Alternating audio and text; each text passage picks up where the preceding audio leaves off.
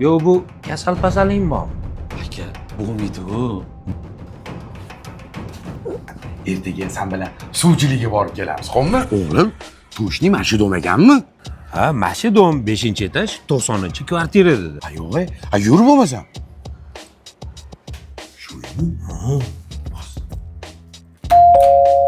Hozir.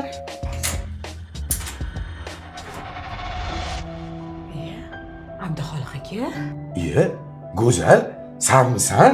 Manman. Kelinglar, kiringlar, ostonada turmanglar, kelinglar. Xo'p. Keling. Sizlar o'tirib turinglar, men hozir shunda choy olib kelay. Haday. Kim bu? Bu onang rahmatlidan oldingi birinchi muhabbatim bo'ladi. Doding bilan buving olib berishmaganda. Biza taraflarga nima shamollar uchirdi? Pulchilikka keldik. Tushunmadim. Meni uzatadigan qizim yo'q-ku. Sen adresni adashmadingmi? Haday, mana 32-dom. 5-etaj, 90-kvartirami?